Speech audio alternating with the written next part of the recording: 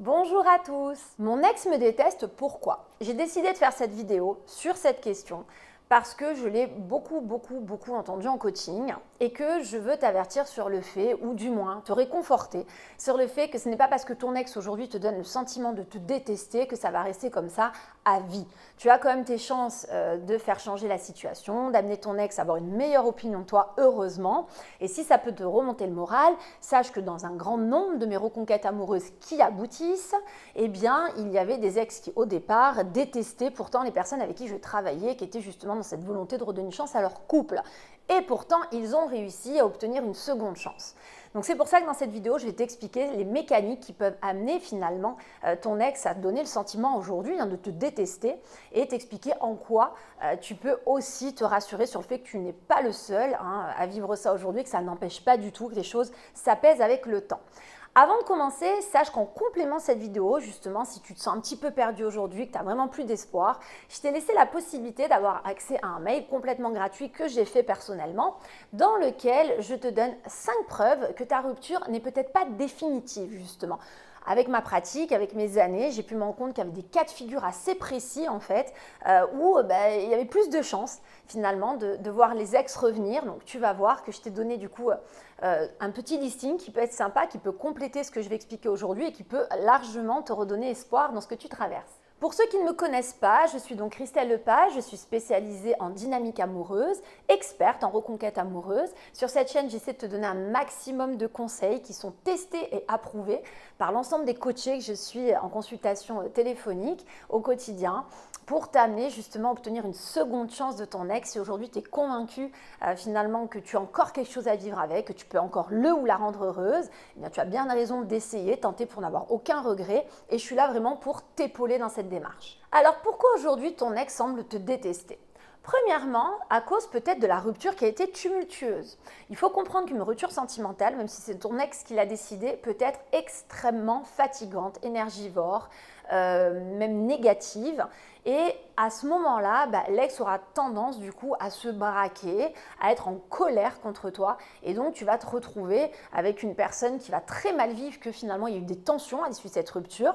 Il y a beaucoup d'ex, je le vois en interrogeant du coup toutes les personnes avec qui je travaille, quand on a des reconquêtes qui aboutissent, parce que même moi, ça me permet d'enrichir mon expérience.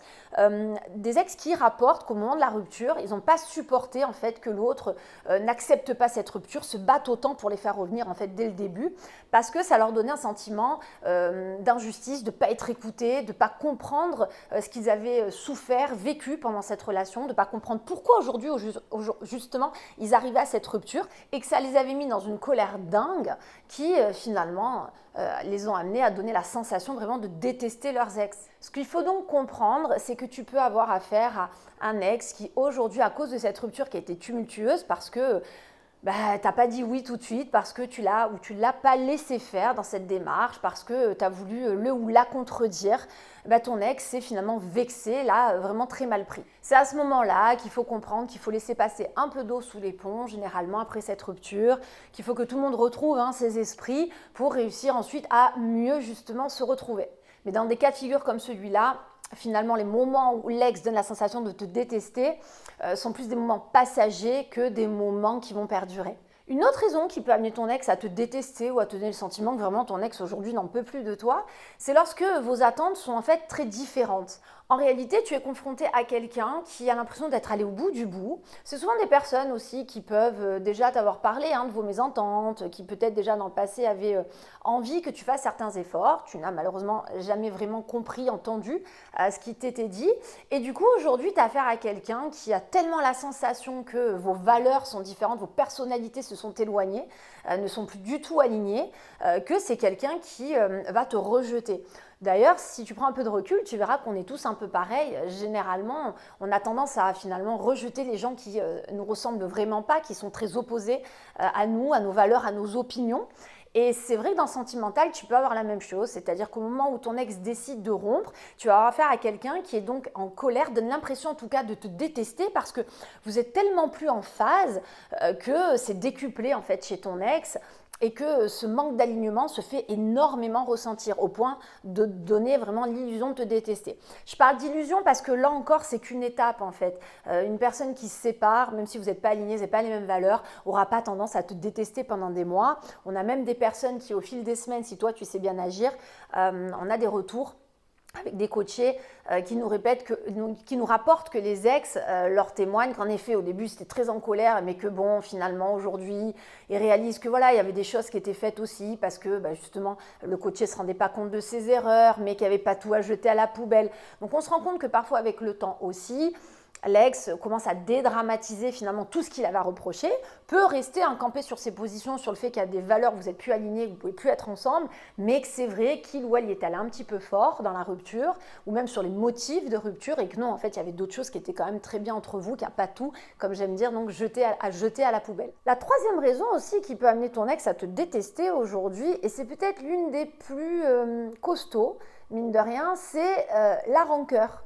Ça, c'est quand il y a des années de reproches, généralement, qui ont été faits, quand il y a beaucoup de sonnettes d'alarme qui ont été tirées et que de ton côté, rien n'a été fait et que le jour où ton ex décide de rompre, tu te réveilles d'une certaine façon. Et tu commences à expliquer à ton ex que tu es en mesure de tout rattraper, de faire tout ce qu'il faut pour sauver la relation, que ça y est, aujourd'hui tu as mûri, tu as appris et que tu peux être quelqu'un d'autre. Et là, souvent, la réaction finalement qui n'est pas attendue, parce que tu te dis qu'en tenant ce type de propos, ton ex ne peut être que content, heureux et avoir envie de te redonner une chance, sauf qu'il y a beaucoup d'ex qui le vivent très mal en se disant et pourquoi ça? Et pourquoi je devrais te redonner une chance alors que moi, pendant des mois, voire des années, je t'ai fait des reproches, j'étais en souffrance, je me suis sentie seule, délaissée, ou j'en pouvais plus de ce comportement, par exemple, égoïste ou impulsif pour d'autres. Et là, tu arrives en un claquement de doigts, il faudrait qu'on se remette ensemble, en fait. Bah non, j'ai pas envie parce que moi, tu m'écoutais pas à l'époque. Et finalement, ça peut mettre, en effet, des ex dans un état de colère au point d'avoir ce sentiment de te détester aujourd'hui, parce que l'idée, c'est moi, j'étais malheureux ou malheureuse et tu n'en avais bien rien affiché à l'époque. Et maintenant que tu es en souffrance parce que je décide de partir, il faudrait que moi, je sois à l'écoute et je sois compréhensif ou compréhensive. Et du coup, ça peut amener en effet des ex à se révolter, être super en colère de ce type de comportement, de réaction que tu vas avoir finalement. Sauf que là encore, c'est des réactions assez, finalement, on va dire, humaines et que c'est juste un sentiment d'injustice. C'est-à-dire quand ton ex se sentait dans la souffrance, toi tu ne l'entendais pas, mais aujourd'hui c'est toi qui finalement est dans cette souffrance parce que c'est ton ex qui décide de partir et donc tu te retrouves seul. Là ton ex devrait lui ou elle t'écouter. Et ça l'ex aura du mal à le comprendre généralement dans les débuts en tout cas. Et pourra vraiment te donner la sensation de te détester, de se mettre en colère, d'être hyper agressif te concernant parce que tu lui renvoies quelque chose en fait qu'il ne veut pas recevoir. Puis il ne faut pas oublier que quand il y a une accumulation de choses quand même, des fois c'est plus compliqué finalement aussi de guérir. L'être humain, quand on se fait une plaie, c'est la même chose. Plus la plaie est profonde et plus on met du temps à guérir malheureusement. Dans l'amour, c'est la même chose. Quand à un moment donné on est allé trop loin sur certains actes, je ne parle pas donc de choses qui pour moi sont irrévocables comme la violence ou le harcèlement, mais quand des fois on nous a trop répété qu'on est égoïste, qu'on a délaissé, qu'on n'a pas su y faire et que voilà, on se réveille un peu tard, on peut comprendre que la blessure est profonde et que du coup il va falloir du temps aussi Alex pour arriver à imaginer que réellement tu as changé, que tu as réellement compris ou qu'il y a peut-être quelque chose encore à entrevoir entre vous. Donc c'est vrai que les sentiments de rancœur, ils sont durs à entendre parce qu'ils font peur, parce que les ex paraissent très convaincus d'être dans un état à te détester aujourd'hui, mais là encore pas de panique. J'ai un nombre énorme de reconquêtes amoureuses qui fonctionnent et pourtant dans les débuts l'ex réellement était bourré de rancœur. C'est des gens qui vont passer leur temps pendant plusieurs semaines à répéter les mêmes reproches et je t'ai dit que ceci, à cause de toi cela, et comme je t'avais dit nana, et de toute façon tu ne changeras pas, et avec tout ce que tu m'as fait vivre, et tu te rends compte, et quel gâchis, et voilà, c'est des gens qui ressassent souvent d'ailleurs énormément, mais c'est la preuve qu'il y a une rancœur, il y a quelque chose qui est là, qui a été collé et qu'il va falloir guérir petit à petit. Eux de leur côté bien sûr, mais toi aussi avec la part du travail que tu vas devoir accomplir si aujourd'hui tu veux réussir ta reconquête amoureuse. Mais je le redis, c'est pas parce que ton ex te déteste à ce moment-là que ça veut dire que dans 2 mois ton ex restera à ce même stade-là, quoi. Enfin, il y a aussi un ex qui peut te détester aujourd'hui parce que c'est un mécanisme de défense qu'il ou elle a tout simplement mis en place. Alors, il faut savoir que la colère est de loin l'élément finalement numéro un, le moteur pour réussir à se protéger émotionnellement. Alors, ça paraît paradoxal parce que tout le monde sait que la colère, ça fait du bien à personne. En tout cas, moi, je ne la prône pas. Je préfère quand même le pardon. Mais ça n'empêche qu'il y a beaucoup de gens qui, à travers la colère, réussissent à se donner le courage de faire la tête à quelqu'un, de couper les ponts. On le voit beaucoup dans les histoires de famille. C'est souvent la colère qui va amener une fille à être capable de couper les ponts avec sa mère ou à se disputer avec son père, a pu lui parler pendant des années ou avec un frère. Hein.